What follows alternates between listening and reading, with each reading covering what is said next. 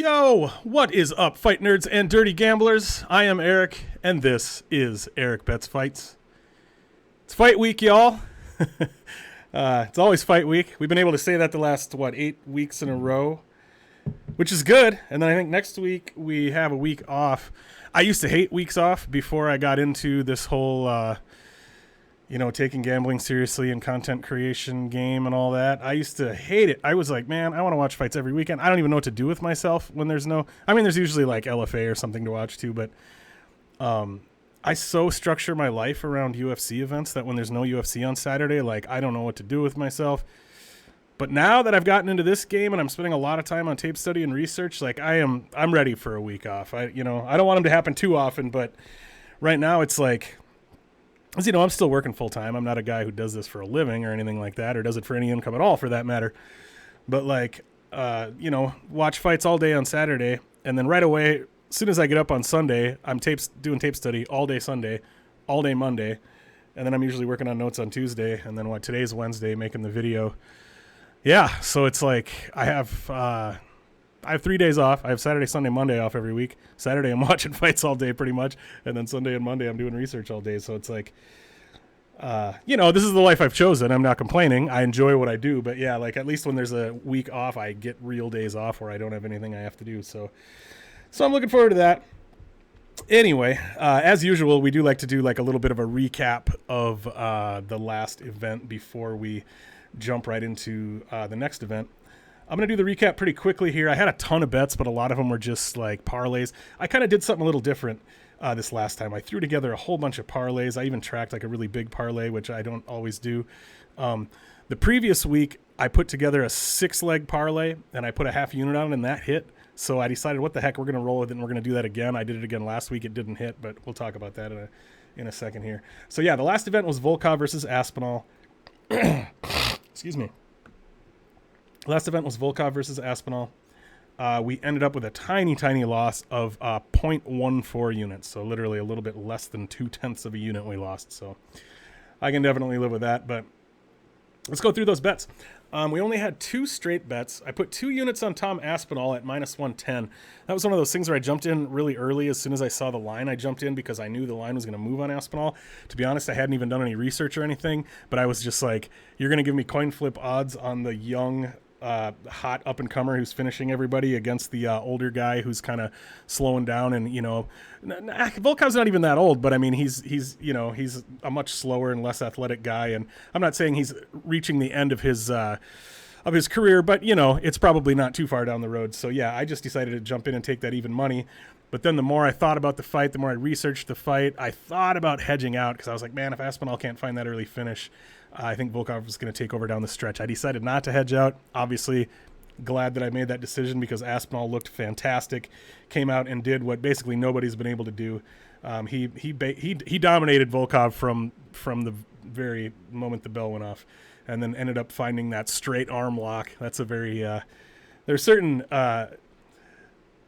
submissions that I think of as like being a very heavyweight thing. The straight arm lock and the key lock, like I joked a while back about like Parker Porter is going to finish Alain Baudot by key lock, and he almost did, you guys. So yeah, this was one of those, hey, straight arm lock. That's a pretty heavyweight thing to see. Anyway, we also had 1 unit on Daniel Hooker against Arnold Allen. Arnold Allen came out and just put it on him. I don't know how much to read into that. I've seen people saying like, oh, Hooker's done. He just doesn't have it anymore. I don't think this performance was necessarily a sign that Hooker's done. I think Allen just came and showed up and put it on him. I mean, that could have happened to anyone, really. I mean, when you get cracked like that early and are just, Hooker was just never really given a chance to be in the fight. I mean, he showed some good recovery ability, but still, he just, I don't know if he was really all the way there from the first time he got cracked. But great performance from Allen, who's now 9-0 in the UFC or something. Like that kid is a sleeper. I think he is on the short list of like most underrated fighters in the UFC right now. The kid's 9-0 and just decimated Daniel Hooker in the first round. Like that's a pretty impressive resume at the UFC level. That was it for straight bets. Next up, props and parlays. We had a parlay of Pimblet, Topuria, and Mokaev. Half a unit on that. That hit. My big 6-legger this time was Aspinall, Pimblet, Pavlovich, Krylov, Topuria, Mokaev. Everybody won except Krylov. That's on me. because I made a very stupid mistake. I made a beginner's mistake. I am still kind of a beginner at MMA gambling, I guess, but I was going to say I'm not a beginner MMA fan. I should know better. I bet against Bear Jew. Guys, you don't bet against Bear Jew. Paul Craig. Don't bet against Paul Craig. I don't really know how to do it. Paul Craig. But yeah, you don't, like, I should know better by now. But every time, like I still agree with my breakdown of that fight. I was like, I think Krylov's the better fighter. Overall, I think Krylov's the better striker. And I think what I said in my breakdown was, as long as Krylov minds his P's and Q's and actually fights a smart fight here, it's his fight to lose. Well, guess what Krylov didn't do? He didn't mind his P's and Q's. He didn't fight a smart fight. And I also mentioned in my breakdown that I was a little bit worried that Krylov was going to trust his ground game enough to go ahead and go head-to-head with Paul Craig on the ground, which is what he did. And what happened? He got subbed. You can't, like, I don't know. I don't know if I should go this far or not, but Paul Craig is arguably one of the most dangerous submission artists we've ever seen in the UFC. And the reason I say that is because, I mean, there are fighters who've gotten more submissions than him and whatever. But the reason I say he's one of the most dangerous submission artists we see in the UFC is that he doesn't really need time to work. A lot of people that we think of as dangerous submission artists are really great jiu-jitsu players. You know, they can get onto the ground for 3 or 4 minutes, and they might not even be able to get anything done. You know, and then they might get 3 or 4 minutes on the ground in the next round, and they're dominating. They're doing really well. They're dominating position. They're improving position. They're scrambling. I mean, they're doing really great things, and it's like, wow, that person floats really well between positions and whatever. Like, that's really impressive jiu-jitsu. But that's a different thing from the kind of jiu-jitsu that Paul Craig brings, where if you go to the ground with the guy, you are in danger immediately. You can't do it. Because when you least expect it, you're going to think you're safe, and then all of a sudden he throws his legs up and he's got a triangle locked on, and you're either tapping or sleeping, and it just happens like that. And it's just really impressive. He's a really, really impressive submission artist. And as I always say, I'm rarely a fan of individual fighters, but I think I'm becoming a Paul Craig fan. I like Paul Craig. He's really fun to watch because I love that dangerous submission style. I love how it reminds me of like a throwback to Royce Gracie almost, where like if you go to the ground with this guy, you're in trouble. Like, I like that. And I just think he seems cool on the mic too. Seems like a cool guy. So yeah, I think I'm a Paul Craig fan. My dog is barking his ass off. Anyway, more parlays. We had just a 2-legger with Aspinall and Pavlovich. Got plus 157 on that for a unit. That one hit. 3-legger of Pimblet, Pavlovich, and Topuria for plus 112. That one hit for a unit. And then I had a 2-legger with Pavlovich and Grundy. Obviously, Grundy lost there. Grundy got blown out of there in the very first round. It was kind of the only way that Grundy could lose, I thought. Anyway, you know, I was like, yeah, you know, Amir Khani could find that Paul Craig moment. We're going to call that a Paul Craig moment from now on. Otherwise, I thought, you know, Grundy was probably going to be able to take over down the stretch and be just the more powerful guy with the more horsepower and the better wrestling, and et cetera. And we didn't get a chance to see if that happened or not. And then I went a little too heavy on Nelson wins by sub. I really, really thought that that's how the fight would end. I mean, I really just thought, like, Nelson finishing by sub is, like, got to be at least 60% here, 70%. I don't know. You know, like, I really thought that that's how the fight was going to end. So even though these bets were what I would consider prop sprinkles, kind of, I put a full unit on them instead of a sprinkle amount. So I put 1 unit on Nelson by sub in round 1 at plus 240, and I put 1 unit on Nelson by sub in round 2 at plus 425. And I kind of broke down all the numbers as far as why I thought Nelson by sub in round 2 was a bet that was pretty likely to hit, and it just didn't happen. I mean, Nelson had himself in the positions where he could have made that happen. I mean, the you know, almost the entire fight played out with Nelson on Sato's back, landing good strikes. I mean, he was punching him. He was hitting him with those knuckles, then digging for the choke and just trying to create the opening and he just wasn't able to get it. I mean, it was a dominant performance from Nelson, but the sub was not there. And then another 3-legger, McKenna, Topuria, and Grundy. Obviously, both McKenna and Grundy lost, so that one didn't hit. I put 1 unit on Jai Herbert and Ilya Topuria to go under 1.5 rounds at minus 135, so we got that one. I sprinkled 0.2 on Grundy wins in round 3 at plus 1,200, no good there. And I sprinkled 0.2 on McKenna wins by submission at plus 500, no good there. So that's a lot of bets, a lot of wins, a lot of losses, and it all comes out to minus 0.14 units. But hey, like I've been saying, we're going to lose sometimes. We've been keeping the losses really small when they do happen, and the wins have been fairly big when they do happen. So overall, we are still sitting at 62.38 units with an ROI of 26% since we started tracking, which was October 9th of 2021. So October, November, December, January, February, March. I guess we're creeping up on 6 months now in this little MMA gambling experiment.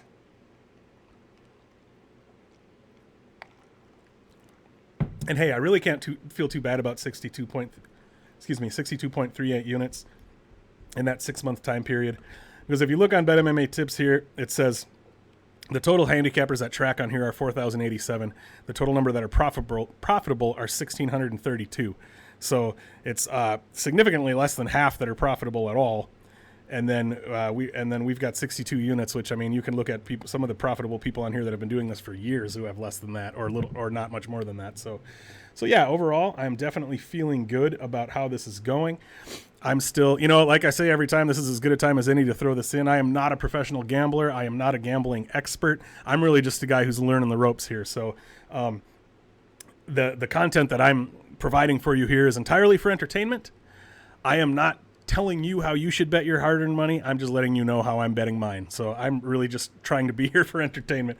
I see this as you following my journey as I try to become a better MMA gambler. So if you choose to tail me, and I would warn you that there are much better people out there that you could be tailing, but if you choose to, you 100% do so at your own risk. Anyway, enough about that. Let's go ahead and jump into this coming weekend's card. It is the Curtis Blaydes versus Chris Daukaus event.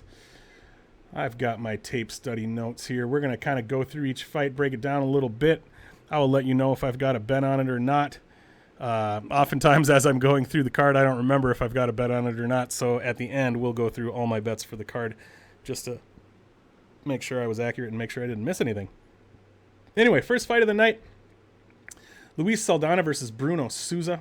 Luis Saldana currently at minus 102, Bruno Souza at plus 100, so it is literally a coin flip of a fight, and I completely agree with that. This is one of those fights where I don't feel like I have a strong read. Saldana is a kind of he's a fun fighter to watch, especially in round one. He's a guy that really likes it. He's really loose and really relaxed. He likes to stay at distance and throw kicks. He's one of those guys that if you look at his, kind of like Jiyeon Kim, like if you look at Saldana's face when he's in there, it's like he doesn't even know he's in a fight. It's like he's trying to take a nap or something. He's very loose, very relaxed. Like I said, he has that kind of flowy style. He likes to throw kicks from distance. He's not especially defensively responsible. He's one of those guys who kind of trusts his elusiveness a little bit and doesn't keep his guard up, which I don't always love to see that. In the Austin Lingo fight, he throws some nasty body kicks that hurt Lingo a few times. But kind of so he pieces up Lingo in round one. Saldana, sorry, there's a tilde over the end, so I believe it must be Saldana. Saldana has a great round one against Lingo, and then Lingo's corner tells him to crowd him, get into boxing range, because Saldana's picking him apart with these kicks. And, how do you deal with kicks? You either have to be all the way out where you can't hit them at all, or you got to get all the way in where the kicks don't work. Kind of like when somebody's swinging a baseball bat at you, what do? You either get out of the way or you get all the way in, because you don't want the end of the bat to hit you. You want that part of the bat to hit you. So same thing with kicks. Somebody's getting after you with kicks. You got to get in, close that distance, get into boxing range. And so that's what Bruno Souza did. Souza was able to take over from there. And so what we really saw in that fight, I think, as far as a read on Saldana, is that he will piece you up if he's given space to work, and he's allowed to set the pace, and he's allowed to lead the dance. But as soon as you get in his face and put pace and pressure on him and don't let him have space to move, don't let him work at the range he wants to work at, he starts to gas out and fall apart pretty quickly. That's what we saw in that fight. Bruno Souza is a karate fighter. I believe I heard that he's actually a Machida student. I'm not entirely positive on that, but I think that's what I heard was that, not only does he have that Machida-esque karate style, but that he actually is a Machida student, which I guess would make sense. But so Souza's a guy who he uses a lot of movement. He circles a lot, which is kind of what Saldana does as well. Souza's usually like waiting for his spots to counter. He's got kind of that classic karate style. He's trying to draw something out of you so he can counter.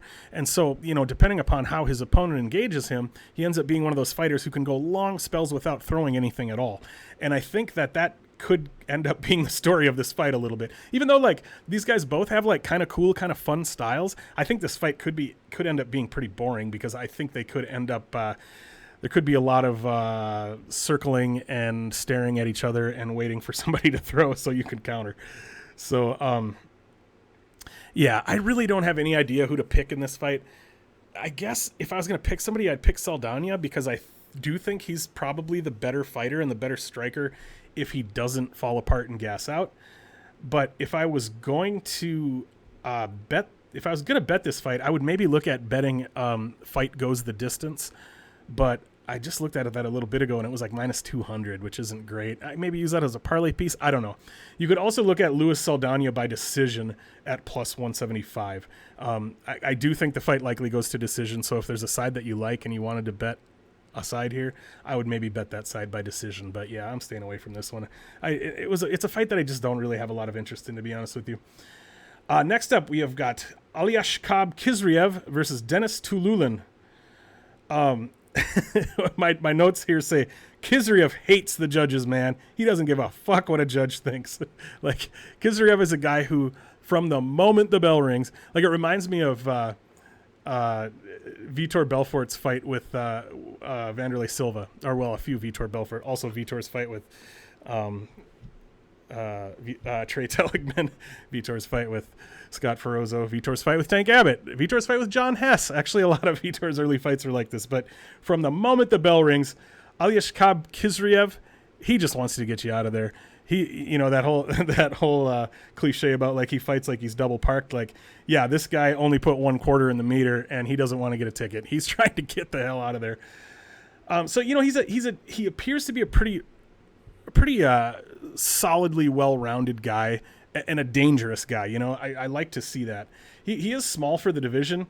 He's shown that he can fight 3 rounds if you go and look at some of his older tape, but he definitely prefers not to.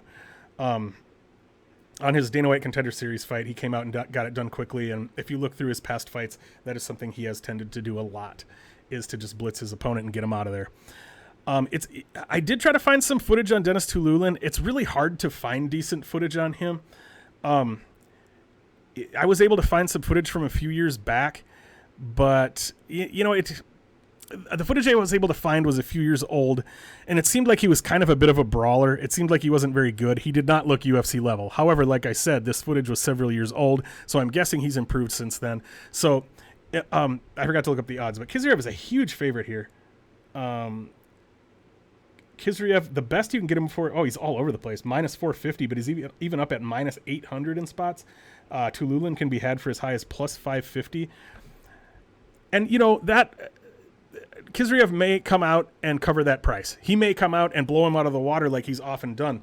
But this is a fight that I'm going to choose to stay away from, simply because I don't know that much about Tiuliulin. And I know Khizriev is pretty undersized for the division, and Tiuliulin looks like a pretty big, tough guy, if nothing else, So if Khizriev isn't able to blow him out of there early, like I said, we have seen Khizriev go late into a fight. It isn't necessarily he's going to death gas or anything, but if he's going to slow down and then he's going to be in there against a guy who is a bigger, stronger, more physical kind of guy, what's that going to be like? I don't know. Yeah, I wasn't really able to find enough footage on Tiuliulin and enough recent footage that I feel like I've got a read on him, so this is one of those fights that I'm just staying away from. I think a lot of people have been parlaying up Khizriev, which, go for it, that's fine, but I'm going to stay away from that just because his price tag is pretty ridiculous now, and even though he has blown a lot of guys out of the water, I just don't think that he's a guy that I'm going to be comfortable putting my money on at this point in time. He kind of needs to show me first against higher level competition, and Denis Tiuliulin is not. Khizriev needs to show me against an established UFC level competitor before I'm going to be willing to bet about those kind of numbers. So it is a stay away for me.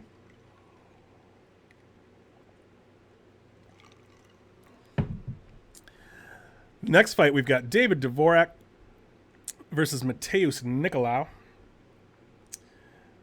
Oh, where are my betting odds on this one? There it is. David Dvorak is slightly favored at minus 114. Matheus Nicolau at plus 110. So another pretty much coin flip fight. And I think it's for good reason. This fight is lined really closely. I do think it's probably a pretty close fight. Yeah, I was thinking about this fight a lot yesterday, and I keep kind of going back and forth. I don't know that I really have a solid pick on it. Just to kind of break down each guy a little bit, Dvorak is a good striker. He likes to move forward. He likes to throw hard, straight punches. He hits pretty hard. I like his striking. He's fun to watch. And Nicolau is a guy that tends to let his opponent lead the dance a little bit. He's a guy who seems to kind of accept the back foot and accept the pace that he lets his opponent kind of choose the pace and lets his opponent kind of lead him around the octagon a little bit and cut him off and that kind of thing. So based on that alone, I think stylistically the way that dynamic matches up really favors Dvorak, because Dvorak likes to march forward and throw big, hard, impressive punches, and Nicolau kind of likes to let his opponent do that. So that's the way I see that dynamic. Nicolau is one of those fighters who seems to get more comfortable and seems to get busier as the fight goes on. Most fighters slow down as the fight goes on. We've seen Nicolau have his best round in round 3, where he's kind of feeling himself finally. He's found his confidence. He's made his reads. He's starting to get his range figured out and all that sort of thing. And we've started to see him really do some good work in round 3. Nicolau has 93% takedown defense, which is very impressive. He's only been taken down once on 13 attempts. Let's see. He's 7-2 in the UFC. He has 21% control time on his opponents and only 4% control time against. So that's why I was wondering, if Nicolau doesn't like how the striking is going here, will we see him look to use his wrestling? I think using his wrestling is his best path to victory here. I don't know that we can rely on him to do that necessarily. Also, David Dvorak does have 78% takedown defense, having defended 11 of 14 attempts against him, so he does have pretty solid takedown defense here. So all things considered, I will lean toward David Dvorak a little bit, which, like I said, the odds are Dvorak like minus 114 up to like minus 120, minus 130 in spots, so very small favorite. I think I pretty much agree with that. If I was going to bet the fight, though, I would potentially look to bet Matheus Nicolau by decision. And that's really just based on the idea that when a fight is lined this closely and I don't feel like I can make a solid pick, I'm gonna go for the value most of the time. If in a fight where one guy is like minus 130 and one guy is like plus 120 or something, if I feel like it's a coin flip, of course I'm gonna bet on the plus 120 guy if I'm gonna bet on anyone, because I want to get that value there if I think it's pretty much a coin flip, and that's sort of what I see this fight as. So I'm not gonna bet it, but if I was, hold on, I messed up my screen here. If I was, I would probably bet Nicolau just to get that plus money. Okay, next fight, Dana Batgerel versus Chris Gutierrez. Gutierrez is an underdog at plus 130. Batgerel a small favorite at minus 134. I actually do have a bet here. I took Chris Gutierrez's money line at plus 135. I thought about hedging that with a little sprinkle on Dana Batgerel by KO in round 1, or maybe just Dana Batgerel by KO. I haven't done that yet, but I mean that's really the thing about Batgerel. This is a 135-pound fight, I think. Batgerel is a guy who has power that you don't see in these smaller weight classes, 125, 135, 145. You don't often see guys that just have this one-hitter-quitter power because they're such small guys, And so whenever I think about this fight, whenever I think about anybody fighting Dana Batgerel, really, I think about the fact that when you're a 135-pound UFC fighter, you're probably not accustomed that much to worrying about getting clipped and getting slept by a single punch, because it just doesn't really happen that often. And now you're in there with the guy that can do that, and I wonder what that does to your mentality. Like, okay, this guy can put me to sleep with a single punch, which Batgerel has done in his last 3, I think his last 3 UFC fights. He finished in round 1 by KO. So, I think Batgerel finding that KO in round 1, I don't think it's incredibly unlikely. But a big part of the reason I put that bet on Gutierrez was for the exact reason I just explained. I think this fight is pretty close to a 50-50.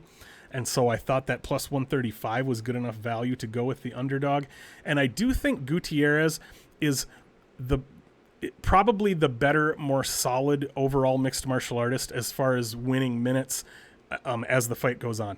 Batgerel definitely has the finishing upside. He's the one who can land that one punch and finish it at any time. But I think, Gutierrez has pretty good movement. I think he's pretty quick. I think he's going to be hard to get at and hard to reach. I think he's going to keep moving to make it tough for Batgerel to find that one big punch.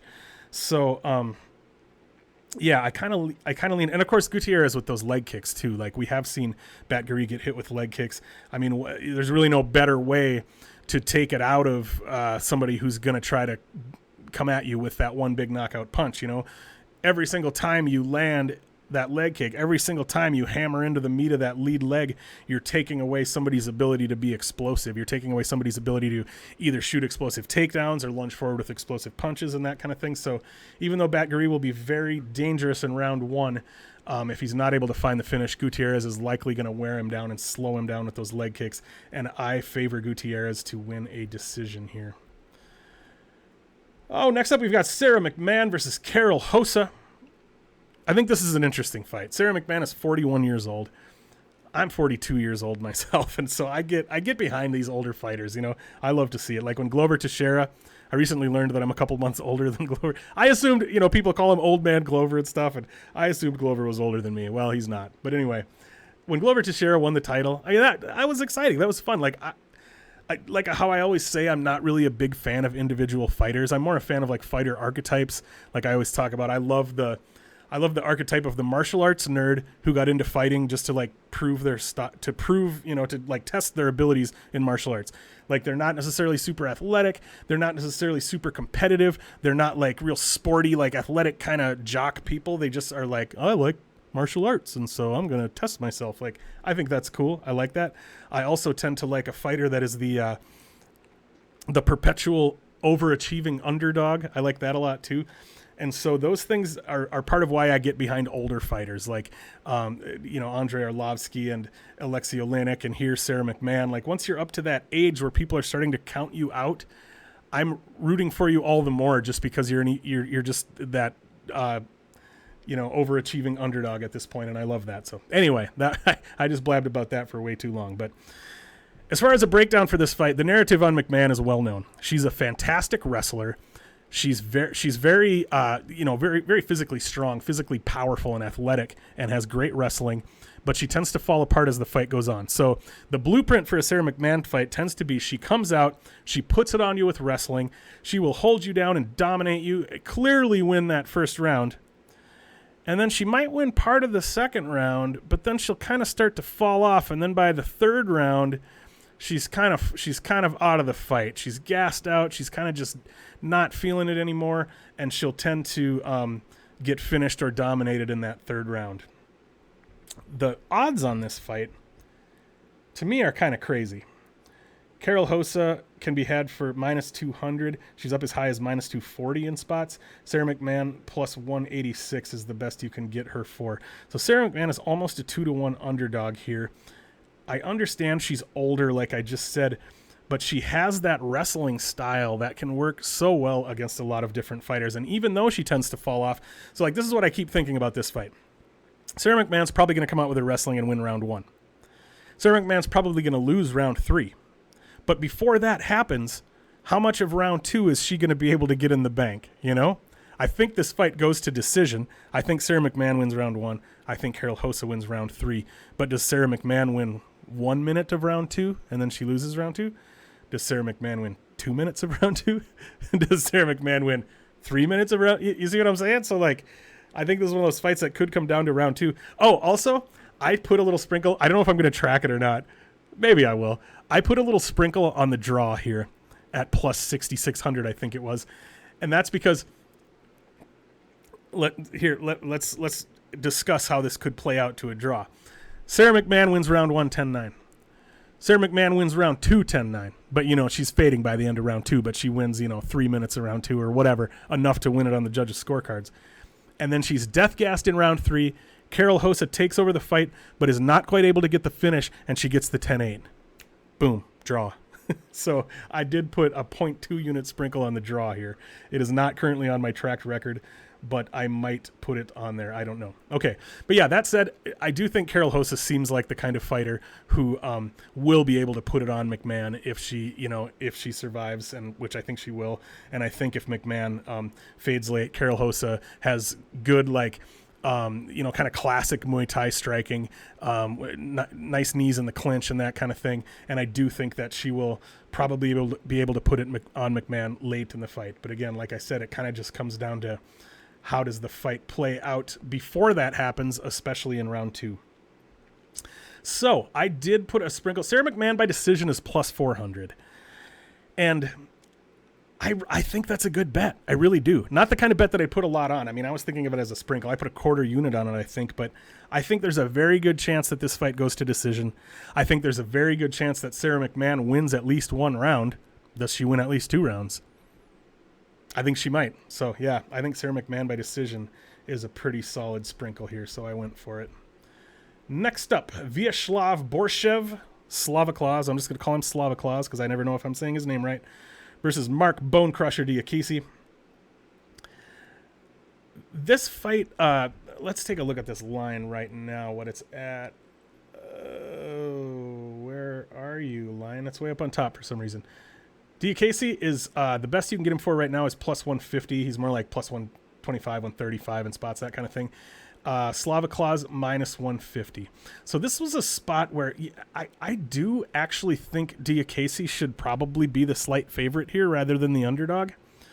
I think we're seeing some recency bias here, and this is why. I think, Slava got that impressive win against Dakota Bush in his UFC debut. He also got a really impressive win on Dana White's Contender Series. So, and when the guy wins, he does so impressively, and then he does that cool Russian dance, and he's called Slava Claus, and he's just kind of fun, like he's kind of a meme fighter in a way, I guess you could say. So I think people like him. People are behind him. And Diakisi is a guy who had a lot of promise at one point, but he just hasn't lived up to it. And he's a guy who just he kind of gets discounted a lot. He had a really poor performance last time out. Trying to remember who that was against. Was it? Doesn't really matter, but I'm going to pull it up since I'm here. Was it Rafa Garcia, or am I? Sorry, I'm making you wait for me here while I pull this up, but now I just want to remember who the heck it was. Mark Diakisi. Rafael Alves. Who did I say? Rafa Garcia. Yeah, well, yeah, not. Oh, okay. He fought Rafael Khizriev and Rafael Alves. He's fighting all the Rafas and Hafas all in a row. Anyway, yeah, Rafael Alves. I actually bet Diakisi in that spot. And Diakisi has kind of become one of those fighters that I just don't like to bet on because I just don't trust him. I think this is a fight that is very winnable for him. This is something I say a lot in my breakdowns. I think Mark Diakisi absolutely can. He has the skills to come out and win this fight. I just don't trust him to make the decisions to do so. So, do I think there's value on Mark Diakisi's money line as the underdog at what, plus 140 or whatever he was? Plus 150 even? Yeah, I do. I think there's value there because I would probably line this fight more like Mark Diakisi minus 125, minus 130, something like that. I'd probably line him as a small favorite simply because, like I said, Slava's got those impressive finishes in his last couple fights, but he's only got 7 professional fights and he hasn't really fought anybody. And even though Diakisi has had some unimpressive performances lately, they've been against pretty good opposition. Diakisi has 10 fights in the UFC. He's 5-5 in those fights, but still, this is a huge step up in competition for Slava. He knocked out a couple bums. I don't mean anything against Dakota Bush, but he knocked out a couple low-level fighters, and now he's coming up against a guy who's not at an elite level in the UFC, but a solid, experienced UFC veteran who has the more well-rounded game, can probably hang with him on the feet. I mean, Slava's an excellent striker, yes, but Mark Diakisi's a good striker too, so I just don't think that Borshev should be the favorite here. And when I first did the tape study, I saw Diakisi at plus 170 or something. And I'm kind of upset with myself for not making the bet. But the reason I didn't is because I'm not really a big believer in the this fighter goes in my bet on pile, this fighter goes in my do not bet on pile. I don't really have that. But at the same time, like, Diakiese is just one of those fighters where I'm like, I just don't trust him. So even though it probably would be wise for me to bet him here based on the number, I just don't trust the guy, and I'm not going to do it. And especially because I missed him at plus 170, so I don't want to really do it now at plus 140. But if you do not feel similarly about Mark Diakiese, I do think he's probably a solid underdog bet here. Next fight is Max Griffin versus Neil Magny. I'm using my Z's MMA cup here.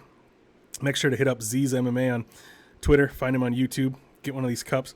I really do use this a lot too, because I'm always pulling up the implied probability calculator. But when I've got this thing on my desk, I can just be like, oh yeah, great, I've got it right here in front of me. I mean, I'm starting to learn them, of course, but I don't always remember all of them right off the top of my head. But next up, we've got Max Griffin versus Neil Magny. I think this is a pretty cool fight. I've got a bunch of stats here in front of me, but I don't know how much I'm going to get into that. But, Magny is a guy he's comfortable everywhere. He's got solid striking. He's got solid wrestling. He's got solid grappling. He's got great cardio. He's been in there with everybody. He's good in the clinch. He's 21-8 in the UFC. So, I mean, we're talking this is going to be, his 30th UFC fight? And 21-8 is a pretty freaking good record for having fought 29 fighters at the UFC level. He keeps a pace that's just really hard for his opponents to match. Plus, like I said, he's just so well-rounded. You can take the fight anywhere, and Neil Magny is pretty comfortable. So this is a big step up for Max Griffin. Max Griffin's a solid fighter, but he's a guy I don't even think he's ranked in like the top 25 of the division, is he? I'm not even sure, but he's definitely not like a top-ranked guy. And Magny's a guy who's been in the top 10. I don't know if he's in the top 10 right now, but I mean, he's a fringe, right around top 10, top 15 kind of guy who's taken on a lot of the best fighters in the division.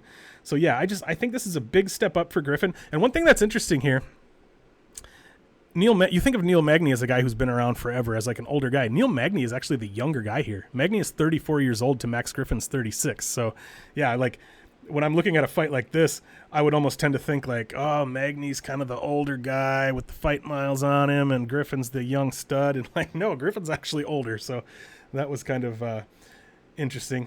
And another thing to consider with Magny is he really does have good fight IQ. He's good everywhere, and he knows when to take the fight somewhere else. He has well-rounded enough skills that he can take the fight where he feels he has the advantage, and he's pretty good at knowing where that is and pretty good at making the decisions to get it there rather than just kind of letting himself be somewhere where he doesn't want to be and where he doesn't have a good chance of winning. Okay, and so yeah, based on all of that, I do definitely favor Neil Magny here, and he is a pretty big favorite. As usual, I keep forgetting to pull these up right away, but Magny is like minus 225, Max Griffin plus 225. I like Neil Magny as a parlay piece at that price. I did actually bet Magny straight up when he was at minus 205, I think, so a little bit earlier in the week before his price moved. I did bet him straight up, and I did put him in some parlays as well, I think. But even still at minus 225, I mean, I know that's a pretty big price tag, but I just struggle to see, I mean, unless Griffin can knock him out or something, I really struggle to see how he can beat Neil Magny, because like I said, Magny will just take it where he wants it to be. If Magny feels like he's getting pieced up on the feet or something, he'll clinch up, he'll wrestle, he'll go to the ground. He's smart enough, he has the fight IQ to know what he needs to do and how he needs to do it, and he has the skills to make it play out. So that's a pretty basic breakdown, I think, but Neil Magny's the better fighter, and I think he's going to be able to do what he wants to do in this fight. Next up is Manon Fiorot versus Jennifer Maia. I've bet against Jennifer Maia several times. I was really confident that she wasn't going to beat Katlyn Chookagian, and I got Katlyn Chookagian at minus 170. I can't remember how deep I went on that bet. I feel like I went like 3 or 4 units deep because I thought that minus 170 on Chookagian there was a gift line, because I was like, we've already seen this fight before, and I don't see how it's going to play out much differently, and it really didn't. Chookagian actually was more dominant in the second fight than in the first fight, I would say. But anyway, before I get into the details of this fight, I'm going to tell you this. I have made the largest money line bet in my tracked history on this fight. Previous to this fight, The largest money line bet I've ever made was 7 units on Tyler Santos over JoJo Wood, and I think I got Tyler Santos at minus 280 if I remember correctly. Might have been minus 260. I got it early. She ended up going off at I think she was close to minus 400 or so by the time the fight happened. I don't typically straight bet really chalky money lines like that, but I am this week. See, that's why last week, the last 2 weeks, I was trying something different where I was doing more parlays. I'm still new to this MMA betting thing. I'm still trying out different styles. And one thing that I never really do is straight bet big favorites. And I've spent a lot of time looking through the records of the top cappers on betmma.tips and just kind of looking through their records. And one thing that I noticed is one thing that a lot of the top cappers share is that when they see a spot that they really like, they're not afraid to hammer it. 10 units, 11 units on these big minus 300, minus 400 favorites, which is, it's hard for me to do that, but yet I've seen it. I've seen the people who are really successful at this doing it. And so I thought this is something that I need to kind of play around with. I mean, this clearly is working consistently for people who are sharp and know what they're doing. So I've decided that when I see a spot that I really, really like, I'm going to try to go ahead and hammer it, rather than just doing I'm just going to throw 3 or 4 together in a parlay. No, I'm going to go ahead and hammer that single money line, even when it's a big favorite.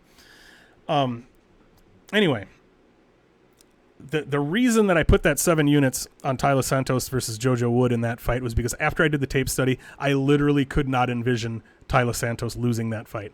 I was like, she is going to come out here and destroy JoJo Wood, and she did.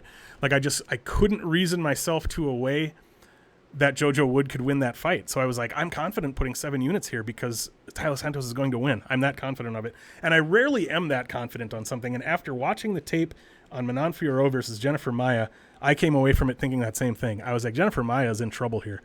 Manon Fiorot is potentially going to be better than her literally everywhere. Fiorot, well, I've got some stats here. My one thing that people mention about Maia a lot is she's one of those fighters who's notorious for having wrestling in her back pocket, but she doesn't ever use it. You'll sometimes hear people say, well, they said it in the Chukagian fight. People were like, well, what if Maia decides to wrestle? And I was like, well, A, she won't, and B, even if she does, who's to say that she's going to have, massive success there? Who's to say that Chukagian isn't going to have the defensive wrestling to stop the takedowns or handle herself just fine if it does go to the ground? And I think the same thing about Fiorot. We haven't seen a ton of grappling from her, but we've seen pretty serviceable grappling from her when she has used it. But anyway, I'm gonna read some stats here. Maia lands only 0.25 takedowns per 15 minutes. She lands 3.76 significant strikes per minute and absorbs about 4. So she's getting hit more than she's landing shots. She has decent but unspectacular kickboxing. She's 4-4 in the UFC. So kind of like I was saying about Mark Diakese. She's experienced in the UFC, but has a 500 level record. She's won some, she's lost some. And then if we look at Manon Fiorot's stats, she has more than 7 significant strikes landed per minute and only 2.5 absorbed. So Jennifer Maia is getting hit slightly more than she's hitting, and Fiorot is landing shots at nearly 3 times the clip that she's getting hit with. That's a fantastic stat. Fiorot also has 1.87 takedowns per 15 minutes and 100% takedown defense so far. So when people say, what if Maia decides to go to her wrestling? I think, well, what if Fiorot decides to go to her wrestling? I don't think it's a foregone conclusion that Maia's even going to be the better wrestler here if that ends up being the case. Fiorot's line is, let's see, let me pull this up here. She was like minus 400 last time I looked. Okay, minus 410, and Maia can be had for plus 380. I ended up putting 8 units here. So I actually went even bigger than when I put that 7-unit bet on Tyler Santos. But again, like I said, this is a spot where after doing the tape and looking at the stats, I was like, I am confident enough that Manon Fiorot is going to win here that I am comfortable with risking a whole lot of units to win not very many, because I you never want to say anything's a foregone conclusion, because Juliana Pena came out and kicked Amanda Nunez's ass, and nobody saw that one coming. So nothing's a foregone conclusion, but I really do think Manon Fiorot is pretty close to a lock here.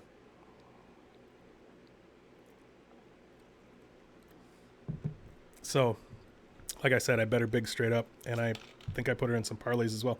Oh, one thing I want to address quickly. I've had people ask me about betting women's MMA and say, like, you bet a lot on women's fights. Aren't you worried about the variance in women's fights? And I do have a response to that. No, I'm not, really. But what I mean by that is, when I'm capping a fight, when I'm watching the tape and looking at the stats and whatever research I take into account when setting what I believe the line should be and doing, this process of handicapping, when I'm doing that, I'm taking all of that into account. I'm trying to take the variability as I'm looking at one fighter's skill set and their tendencies and their stats, and I'm looking at another fighter's skill set and tendencies and stats. So I'm looking at each fighter separately. But then I'm also looking at the dynamic between them and how I expect that dynamic to play out based on what each fighter is good at and what each fighter is not good at, what each fighter is likely to do, what each fighter is not likely to do. I'm trying to consider all of that variance in that matchup. It's built into the process. So at no point do I stop and think, but it's a women's fight. It isn't like I cap the fight and then when I'm done, I'm like, okay, but add in another 20% of variance because they're women. That doesn't have anything to do with it to me. Like the gender of the fighters is not like something where I'm now going to add in more variance. I'm looking at each fighter's skill set and tendencies, and I'm trying to consider what variance there might be based on those things. Does that make sense? So yeah, the fact that I regularly bet on women's MMA, it doesn't have anything to do with because they're women. I don't even consider that. I cap the fight. I figure out where I see value or where I think I see value. And if that spot that I see value happens to be in a women's fight, I don't even consider that. I'm just like, here's a spot that I like. I'm going to bet it. So yeah, but when people ask me, aren't you worried about betting on women's MMA? I mean, I like to think that I'm taking that into account to some degree. I mean, maybe you could say that, like, a lot of fighters in the women's divisions tend to fight in a way that introduces more variance.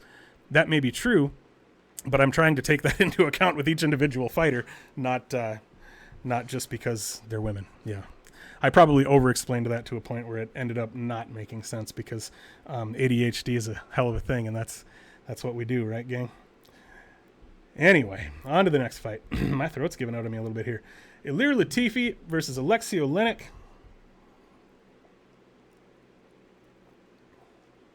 Oleinik is the underdog at plus 175. Latifi favored at minus 175. This is one of those fights that I don't feel like I have a strong lean on how it's going to play out. This is a fight where I see a lot of variance, more so than any of the women's fights on the card, to be honest with you, because I don't even know where to begin. Like, this is a fight where I want to just read my notes to you because I literally don't even know where to begin trying to explain my thoughts on this fight. So let's just go through different ways that the fight can possibly play out. Let's say that the fight plays out largely on the feet. Ilir Latifi is the better technical striker. He's also much shorter and has a smaller reach. I mean, he's a guy that, obviously fought at light heavyweight for a while. If it wasn't for the fact that he's just such a thick dude, he'd probably be a middleweight. He's not a big guy. He's a thick guy. I can't remember which, was it one of the commentators? Was it DC that said, oh, when Ilir Latifi walks by you, it might have been John Hannock. When Ilir Latifi walks by you, it takes like 10 seconds for him to get all the way by you. Like, he's a thick dude. But so I would say he's the better technical striker, the better boxer. Like, Oleinik has ugly striking. He doesn't have good technical boxing, but he does have some power, and he's competent on the feet. He mostly just throws. He kind of just throws that big right haymaker, but there's danger in that. I mean, it's not great technical boxing, but he can hit you with that, and he can hurt you, and he largely uses it to cover distance and clinch up. Because, obviously, Oleinik wants you on the ground, and he doesn't care how he gets you there. He's not a guy who's going to be out there shooting a blast double. Can you imagine what would probably happen to Oleinik's 44-year-old hips and knees if he tried to shoot a blast double? I feel like knee cartilage would just like pop out of his skin like one of those poppers on the 4th of July. That's gross. But anyway, yeah, Oleinik, he wants to get a hold of you, pull guard, trip you, drag you to the ground, kind of however he can. But so if the fight plays out largely on the feet, Latifi's the better boxer. He'll probably get the better of the exchanges, but Oleinik could be landing some of those big crazy overhand rights that he throws, looking to close the distance and that kind of thing. If they do spend a lot of time clinched up against the cage, which I think is pretty likely in this fight, I do think we could see a lot of that. Oleinik is going to be likely looking for the kind of takedowns he prefers, sort of the upper body and clinch and trip takedowns.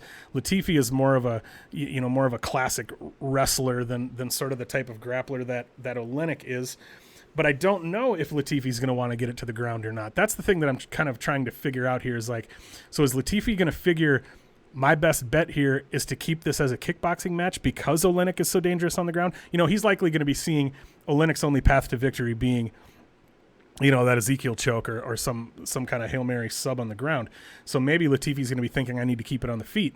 Or maybe, like Krylov versus Paul Craig last week, maybe he's going to think, yeah, this guy's good on the ground, but so am I, so I'm not afraid to go there with him. Maybe Latifi figures his best bet is to get Oleinik on the ground, keep him flat on his back, keep tight to him, keep him controlled, and just kind of land ground and pound and control him that way to a decision.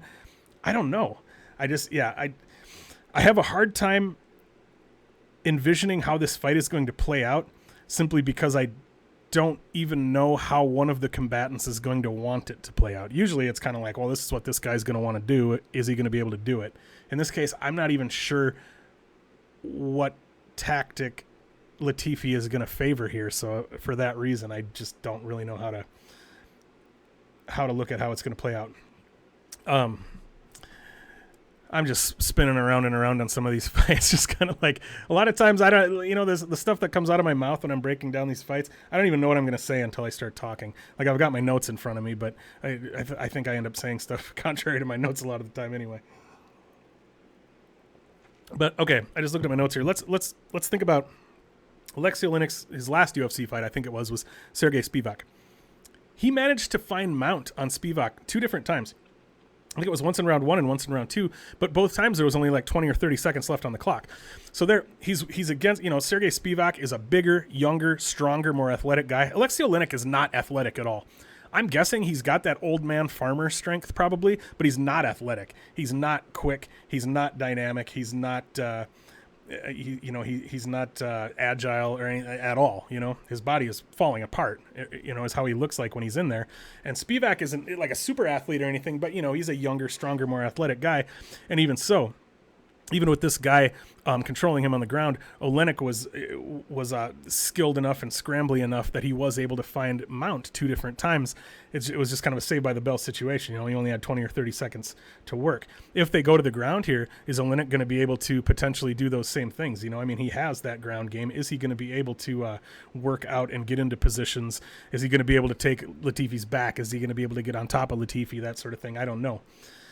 This isn't a fight that I'm interested in betting at all. I have seen some people feeling comfortable laying like a little bit of chalk on Latifi. I'm not comfortable with it at all simply because I do think Oleinik is still dangerous. If I was going to bet this fight, I was just comparing it already to Krylov versus Paul Craig. I wish I would have bet Paul Craig by sub there. I didn't. Last I looked, you could get Alexei Oleinik by sub at like plus 350. I don't think that's too bad. I haven't bet that, but if this fight plays out largely on the ground and plays out over 15 minutes and Oleinik has that kind of time, there's a decent chance that he finds a sub here, right? Well, and heck, even if it doesn't play out on the ground, Alexei Oleinik is one of those dudes who, if you clinch up with him for a long time, he'll try to find that arm triangle standing up. He can find an arm triangle standing up. He can find an Ezekiel standing up. He can either go for one of those chokes while standing, or he can grab it standing up and then use it to drag you to the ground and finish you there. But Alexei Oleinik he's dangerous all over the place. So I don't think looking at him to win by sub is a bad look here. Next fight is Bryan Barberena versus Matt Brown. I think this is just a fun action fight where I think we can expect violence. Very, very close fight. Matt Brown's slightly favored here at minus 105. Bryan Barberena at plus 100. Okay, I was thinking it was actually the other way, but either way, it's close enough to a coin flip that it doesn't really matter. But this is, again, the kind of fight where I don't feel like I have a super strong read on who will win. Like I said, it's a coin flip, and I pretty much agree with those odds. But I'm interested in betting violence here. I mean, these guys are both very violent fighters. Barberena hasn't looked great lately. Brown is 41 years old, and Brian is only 32. He's 9 years younger, so that's one of those things where, like, usually when a fighter's 9 years younger, that fighter is going to win. But, even though Brown is now 41, he hasn't looked bad in his most recent fights. But one thing that I do consider here is that he hasn't fought in 9 months. And even though that's not a super long layoff or anything, it might be when you're 41 years old. The amount that you could physically deteriorate in 9 months when you're in your 40s is a lot different than, if somebody who's 23 years old is out for 9 months, I'm going to be like, oh, they might be a whole lot better. They've had a bunch of time to train and get better. They might come in looking a whole lot better. When somebody's 41 and has been out for 9 months, I'm like, how much has your body fallen apart in that 9 months? I mean, we're just guessing there. We don't know. But, sometimes people can hit that wall pretty freaking fast. So Barberena is busier. He lands almost 2 significant strikes more than Brown, but he also absorbs almost 2 significant strikes more. So he's hitting more and he's getting hit more. At this point, I'm kind of just looking at my notes and talking just to kind of go through some talking points here. But Matt Brown was a guy. I mean, I specifically remember him being on Tough and then coming into the UFC afterwards. It was Tough season 7 back in 2008. I did not think highly of Matt Brown at all. And, this was 2008 was 15 years ago. I'm bad at math. Pretty much 15 years ago, I guess. And I'm a little bit better now, but 15 years ago I was in my mid 20s or whatever, or late 20s. And I tended to look at somebody's record and kind of judge them according to it. Matt Brown was 7-6 when he went into that season of Tough. And I just remember thinking, why is this guy even here? Like, we're supposed to be fighting the best fighters in the world. Why do we have a guy with a 500 record, even coming into the house? But, he went 2-1 on the show. And then he started his UFC career really hot and cold. He went 5-5 in his first 10 fights in the UFC, but then he hit a 7-fight win streak from 2012 to 2014. And in that 7-fight win streak, he had wins over Stephen Thompson, Mike Swick, Jordan Meehan, Mike Pyle, and Erik Silva. So, I mean, the guy, he was one of those fighters where I had to admit, I had to think of him as like the most improved UFC fighter probably. Like, he was a guy who came into Tough pretty much with a 500 record. After 10 fights in the UFC, still had a 500 record because he was 7-6 and then he went 5-5. So he's still floating right around that. And then he hits that 7-fight win streak and is like earning his way, potentially to a title shot. But yeah, the guy's been around forever. He's been in there with everybody. He's won some, he's lost some, but he's always tough and he always puts on a good show. His last UFC fight, he was able to KO Diego Lima stiff with a right hook, even at age 40. And so, oh, sorry, my throat's giving out on me here. So, the more I keep talking about it, the more I keep thinking that I'm talking myself into picking Matt Brown, I think. But the bet that I like here, and the bet that I did take, is fight doesn't go the distance at -150. Matt Brown is fighting in Ohio. Matt Brown is an Ohioan. I think I got to thank MMA Lock of the Night for this stat. I think it was him that posted it, but apparently Matt Brown has fought in his home state of Ohio 9 times, and he has never gone to decision in Ohio. So I think he's getting close to the end of his career. He's going to be in front of his home state crowd. He's going to want to make a statement. He's a guy who finds finishes a lot anyway. So yeah, I think we're going to see violence here. I think we're going to see this fight end before it hits the scorecards. I pretty much just broke down this entire fight without actually talking about Brian Barberena and his skill set at all, but Brian Barberena is a tough guy. He's pretty well-rounded, but he's definitely not spectacular anywhere. Like, he's one of those guys who, when you start to talk about his strengths, you talk about how he's tough, and that's not always the greatest thing. Like, what is Brian Barberena good at? Well, he's good at taking a beating. He's good at, and I'm not trying to talk shit on him. He's a good fighter, but he's one of those guys who's more tough and scrappy than he is super skilled, and I think Matt Brown has that toughness and that scrappiness, but also has higher level skills. That's not a super technical breakdown there, but that's what I'm going to give you. Next up is Askarov versus Kai Kara-France. And the odds are... we got some really wide odds here. Askarov minus 333. Up at minus 400 in spots. Kai Kara-France plus 300. He can be had for like plus 250. But yeah, plus 300 is the best number you're going to get on Kai Kara-France right now.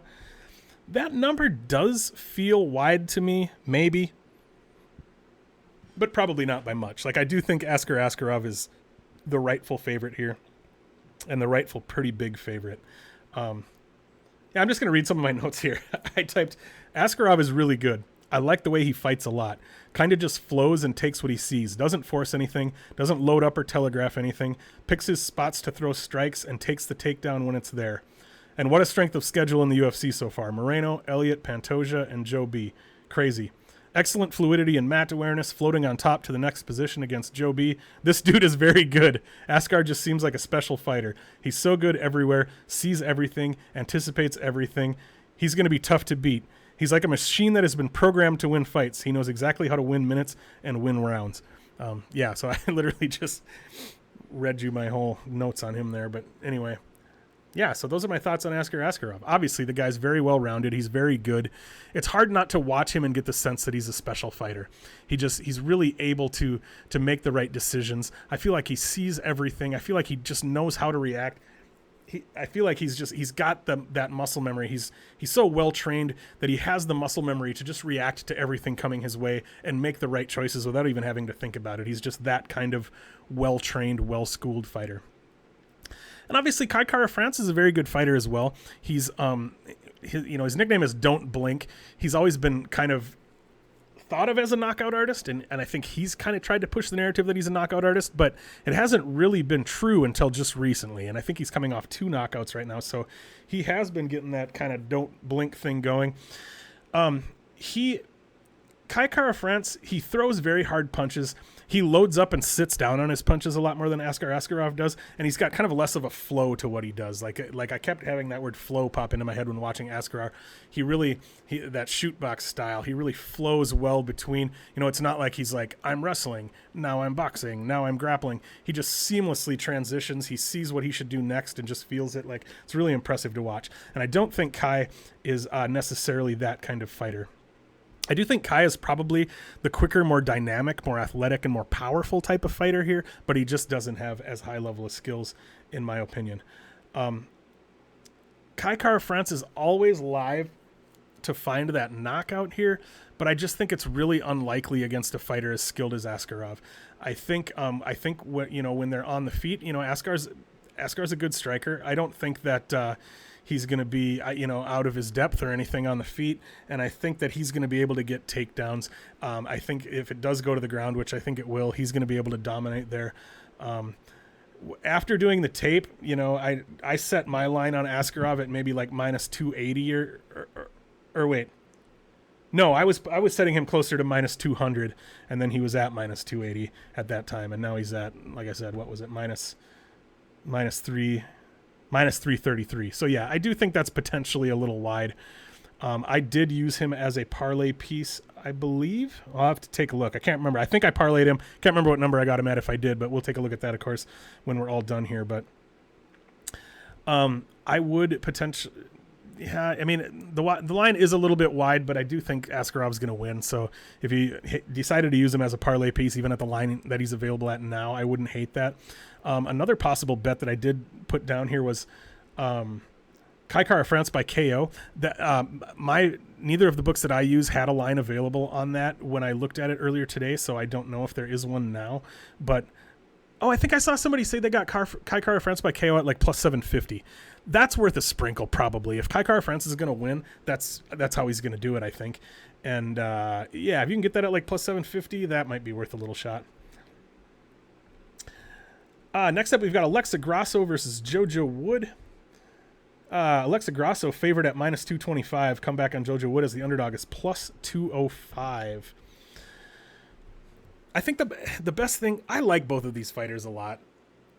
Like I said, the biggest bet that I ever made until this Manon Fiorot bet on this card was against JoJo, but I like JoJo a lot. I think she seems like a really cool person. She's got that adorable voice. I love it when she gets on the mic. I like her fighting style. I think JoJo's cool. I think she's very likable.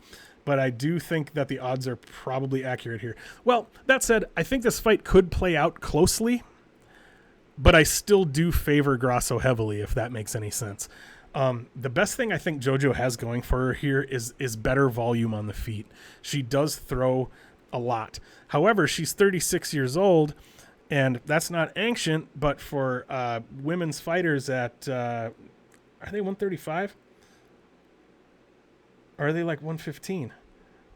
They're 115, right? Why can't I ever remember? Anyway, no, 125, right? Yeah, 125, I think. I'm terrible at remembering what weight classes people are in, especially, like, that's why I always say when I'm talking about smaller fighters, I never specify 125, 135, 145 because I usually can't remember off the top of my head which one they're in. I'm just like, smaller fighters, people in the 125 to 145 range. But yeah, I think these are 25ers.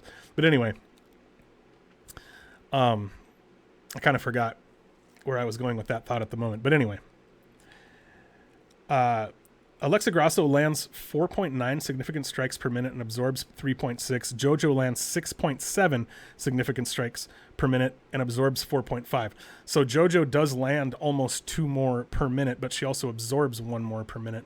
But I think Grasso has better footwork and faster hands and just plain hits harder. So JoJo does have the good volume, but Grasso is going to have just the better movement, the more like just snappy, crispy striking, I think.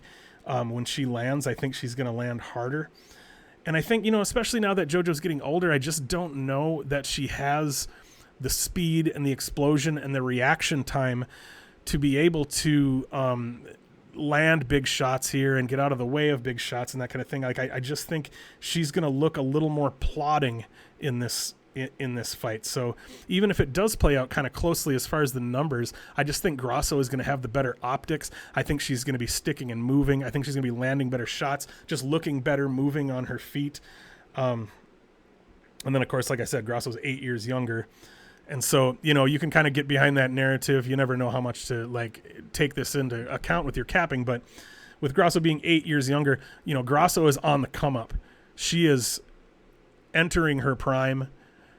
She's either in the best form of her career or not even there yet, still moving toward the best form of her career. Whereas, JoJo has already been at her peak and is on her way down. So, again, that's narrative driven, but I definitely think there's something to it here that when you've got that younger fighter who's on the come up and the older fighter who's on the come down, it's, it makes sense to favor that younger fighter. That said, I do think this fight goes to decision. Like I said, Grasso is like minus 225. You can get Grasso by decision at minus 115. So almost a coin flip there to get her by decision. I think that's a pretty decent bet. I actually did bet Grasso's money line. I can't remember what I got her at. Maybe minus 220. We'll take a look at the end here. But like I said, and I do, like, I'm kind of having mixed feelings about the fact that I bet her money line that high. But like I said, I'm trying to, this is like an experiment where I'm trying to not immediately shy away from those lines. Like, I'm trying to look at them, and if I feel like there's value in the line and it's a decent line, I'm trying to be like, it's okay to go ahead and bet that anyway, because like I said, I've seen the really successful cappers doing that. So I'm still kind of getting my feet wet with different styles and figuring things out. And this is a week where I'm going ahead and pulling the trigger on some chalky money lines and seeing how that goes for me. So if I crash and burn, you probably won't see me doing that so much anymore, but we'll see. Oh, and finally, our headlining fight, Curtis Blaydes versus Chris Daukaus.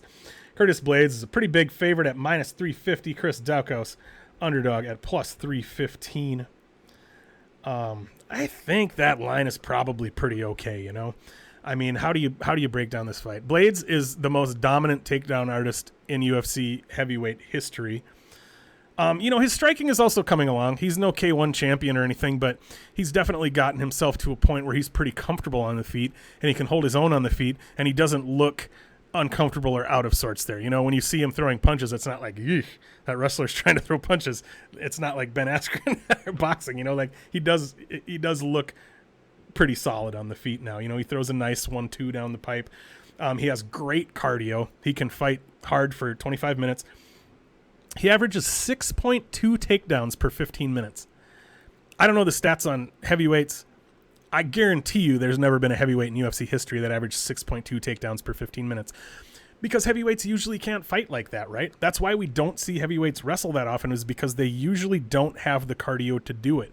When you're a 260-pound human being, crashing into another 260-pound human being and then using your strength to try to manipulate that other 260-pound human being's body into doing what you want it to do, even when you're using technique, even though you know what you're doing and the technique is there, trying to do that against the full strength of another 260-pound human being requires a lot of energy, and there are not many human beings on the planet who can do it, and Curtis Blaydes is one who can. That is why he is special. Make no mistake, it isn't just... Curtis Blaydes probably isn't the best wrestler in UFC heavyweight history. He probably is not technically the best wrestler. He's a really good wrestler who happens to have the cardio to use his wrestling consistently. I think that's the difference. And that's what we see with fighters like... That's why Bryce Mitchell is a special fighter. That's why somebody like Nick Maximov might turn out to be a special fighter. Fighters who... And I just went on a rant about this a couple videos ago, but fighters who have excellent wrestling skills and have both the tenacity, the desire, and the cardio to consistently push those wrestling skills, that's a very special, very dangerous kind of fighter that's very hard to beat, and that's why Curtis Blaydes is a special fighter, in my opinion. That said, so we've seen Curtis Blaydes lose in the UFC 3 times now, I believe. He lost twice to Francis Ngannou and once to Derek Lewis. And so in all of those, he was knocked out. Derek Lewis had that very special tactic where he kept that right hand. He's got the right hand cocked back here. He's ready. I mean, he was not... It was no secret. He was showing him what he had. He was like, all right, homie, I know you're going to come in for a takedown, but I'm just letting you know that I'm Derek Lewis, and I got this hammer right here that's going to be coming for you when you shoot that takedown. And I don't know if you've ever seen what happens when that Derek Lewis hammer lands on somebody. But yeah, Curtis Blaydes, I'm pretty sure he had seen what happens, and he experienced what happens too. But my point being that Curtis Blaydes has lost 3 times to big punchers who caught him coming in. So stylistically, Chris Daukaus is the kind of fighter that is Curtis Blaydes' kryptonite. Chris Daukaus is a big puncher who knocks people out with one punch, and who is quick, has good reaction times, probably is going to have a smart game plan. Chris Daukaus is almost certainly going to have a game plan here that involves a knee or an uppercut or something when Curtis Blaydes comes in. So that's something we need to consider. Chris Daukaus is, in theory, the type of fighter that gives Curtis Blaydes trouble. However, as we always say, there's levels to this shit. And while Chris Daukaus might be the type of fighter, I don't think he's the level of fighter. I don't think he has that same crushing knockout power that Francis Ngannou has or that Derek Lewis has. And I'm not saying he needs that to finish Curtis Blaydes here, but he might. You see what I'm saying? So, even though I think Chris Daukaus is the type of fighter who can beat Curtis Blaydes, and he's probably going to have the game plan, I just don't know if he's quite at the level where he's going to be able to make it happen. Chris Daukaus has defended only one takedown in the UFC, and that was against Alexei Oleinik. And it was like I said, Oleinik doesn't shoot double legs or anything. It was pretty much an attempted guard pull. That was the only takedown, I believe, that's on Daukaus' record as a takedown that he defended. Daukaus is a black belt in BJJ, and even though we haven't really seen him use it in the UFC, if you watch some of his older tape, you can find footage of him doing some grappling, and he does look pretty solid. But against who? We're watching these fights in lower level organizations. I can't remember the name of the guy he was fighting, but we did see him. We did see him be able to kind of what's the frickin' word I'm looking for? My brain's all over the place. Just a second. We were able to see him sort of use an elevator in reverse position. He was on bottom and he was able to slip out and get to top. I can't remember how it played out exactly, and I can't remember who he was fighting. But so yeah, in theory, he is a guy who's a pretty good grappler. But here's the thing. I do think Curtis Blaydes is going to be able to get takedowns. We know Curtis Blaydes has a really great top game. He's able to work that top game for 15 or 25 minutes. So even though Chris Daukaus is a BJJ black belt, are we going to see Chris Daukaus throw his hips up and armbar Curtis Blaydes? I don't think so. I mean, it could. It doesn't seem likely to me. Are we going to see Chris Daukaus all of a sudden he's getting worked on bottom, and all of a sudden he locks up a triangle choke, and Curtis Blaydes is choking out or is tapping out? I don't think so. Are we going to see Chris Daukaus be able to scramble out from underneath Curtis Blaydes, and in a scramble take Curtis Blaydes' back and choke him out? I don't think so. You know, I mean, these are all things that they're not impossible, but you know, it seems unlikely to me. And one big question mark that remains about Chris Daukaus is his cardio and his heart. What does Chris Daukaus look if he's going late into a fight and it's not going his way? If Curtis Blaydes is able to get numerous takedowns in round one, and he's wearing on Daukaus, he's putting his weight on him, he's taking him down. Daukaus works back to his feet, which even if he gets up, that's like a moral victory, or it's a mental victory, but you still just used that energy to get up, and now Curtis Blaydes is going to take you down again, and you're going to use that energy to get up again. Let's say that happens 3 times in round one. How is Chris Daukaus feeling now? We know how Curtis Blaydes is feeling because we've seen him do it. He can do that all day. How is Chris Daukaus now going to be feeling going into round 2? What is his breathing going to be like? What is his footwork going to be like? If he throws punches, what are his punches going to look like? Is there going to be anything on him anymore at that point? And let's say the same thing happens in round 2, and now we're going into round 3. What does Chris Daukaus look like now? You know, we don't know, but I don't expect that Chris Daukaus is going to be this guy who can put together a strong, aggressive, effective 25-minute performance. I don't know that, but I don't expect that that's who he's going to show that he is. So, yes, I do greatly favor Curtis Blaydes here. One bet that I saw, I don't have the odds up in front of me here. I saw Curtis Blaydes inside the distance at like minus 115 or something, or maybe it was minus 135. I can't remember, but it was pretty close to even odds to get Curtis Blaydes inside the distance. And I think that's pretty decent because it is hard for me, you know, just for the reasons that I just explained as far as how that fight might play out. If Daukaus isn't able to find a finish on Curtis Blaydes early here, it's hard for me to see Daukaus surviving the whole fight. I think Blaydes is going to be able to wear on him and either find a ground and pound victory, or I actually put a little sprinkle. I put a little sprinkle on Curtis Blaydes by submission. Yeah, I did. I put 0.2 units on Curtis Blaydes by submission at plus 900. We haven't seen Curtis Blaydes go for submissions, really. That's not really his thing. But as this fight wears on, especially if we are seeing Chris Daukaus trying to create scrambling positions and trying to get out from underneath Curtis Blaydes and that sort of thing, are we going to see scrambles, and are we potentially going to see Curtis Blaydes find an opportunity? You know, if Chris Daukaus is super tired and super sloppy and Blaydes is still a lot fresher, is he maybe going to be able to work to Chris Daukaus' back and find a choke? I don't think it's that unlikely. Anyway, yes, I do favor Curtis Blaydes here. He's up at the point where I don't know if you'd want to use him as a parlay piece anymore. You could. If I was going to bet him, I'd probably bet him that inside the distance, like I said, or a sprinkle on that submission prop at plus 900. Or I did also put in my notes here, Chris Daukaus by KO is plus 425. If you think that Daukaus has a good chance to win, why not just play that KO prop, right? I mean, he is a BJJ black belt. Could find a submission, I guess, but that seems unlikely to me. I mean, we've seen the fighter that Chris Daukaus is. We've seen the way he prefers to fight. We've seen the way he prefers to find wins. And I think Daukaus catching Blaydes with something big coming in and finishing him with strikes is the most likely path to victory for Daukaus. So if you like him, I would probably just take that by KO prop plus 425. Woo! That is it for that, folks. Let's go ahead and go over the bets that I've got for this card. Usually this is the part where I put the image up on the screen. I might have to put 2 images up separately or something because I think I have too many bets for it to all fit on the screen at one time. But First of all, let's go through my straight bets. I've got 2.2 units on Alexa Grasso at minus 220 straight up. I've got 2.1 units on Neil Magny at minus 205. I took the 1 unit underdog shot on Chris Gutierrez at plus 135. And the huge 8 unit banger to win, I think 2.1 or something like that, 2.2 maybe, on Manon Fiorot at minus 380.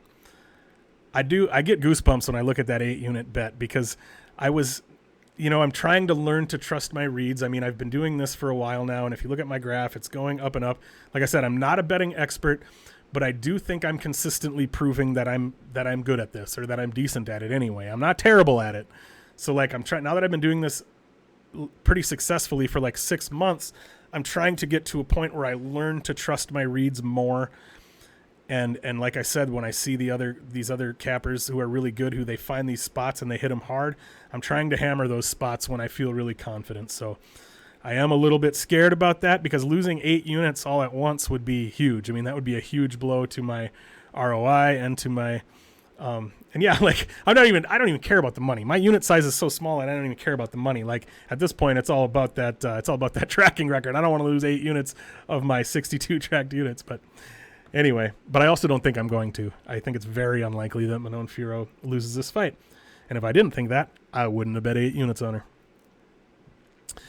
Speaking of Manon Fiorot, I've got her in a parlay with Curtis Blaydes. That came out to minus 167. I only put half a unit on that, so we're just looking for a little something there. Then I've got the prop on Brown Barberena, fight doesn't go the distance. I put 2 units on that at minus 150 because I think that one's really likely to hit. I've got Blaydes, Askarov, Magny, Fiorot in a parlay at plus 205 for 1 unit. I've got Grasso, Askarov, Blaydes in a parlay at plus 159 for 1 unit. And then I've got Askarov, Magny, which came out to minus 103. I've got a half unit on that. I've got McMann by decision at plus 400, quarter unit. Hold on. I thought I tracked that. Okay, there it is. I needed to update. And then I've also got that Blaydes by submission plus 900. I've got 0.2 units on that. I may still end up doing how much? I have 8, 9, 10, 11, 12, 13, 14, 15, 16, 17. I've got about 18 total units out here right now, so I probably shouldn't bet more, but there might end up being more at this point. Usually by this point in the week, I've got my main spots picked out, and then I might find a couple little props to sprinkle on still. And like I said, I did bet the draw in the McMann Rosa fight for 0.2 units. I think I got that at plus 6,600. I don't have that on here, but I might as well put it on here, right? Because if it hits and I don't have it on my tracked record, I'm going to be bummed out. So anyway, those are the bets that I've got.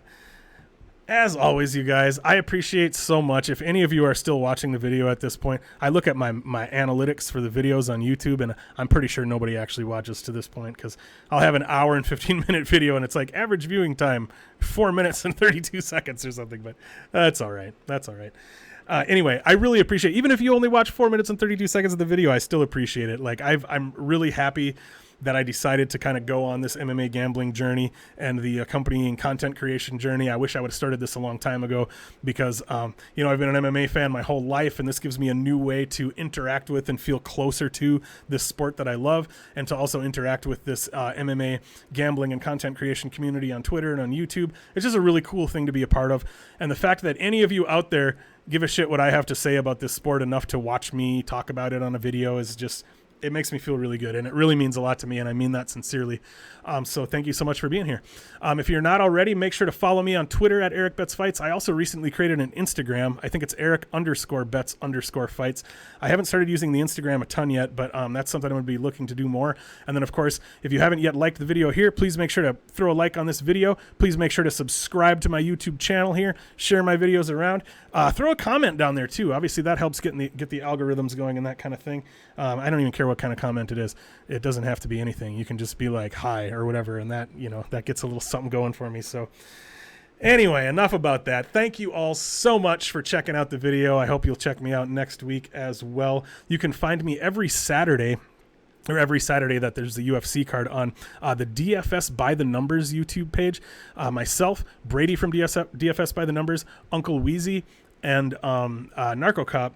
The four of us get together 1 hour before the first prelim starts, and we do a show called Best Bet on the DFS by the Numbers YouTube page. We go through every fight on the card. We give brief breakdowns, and we each share our best bet for the card, and the show ends right as the prelims start. So it's a great last stop to kind of get some last-minute DGen action in before the UFC starts. And I am going to stop blabbing at you guys now. Thank you so much. As always, I am Erik with Erik Bets Fights, reminding you to play it smart, play it tight, and let's grow those bankrolls, y'all. Have a good one.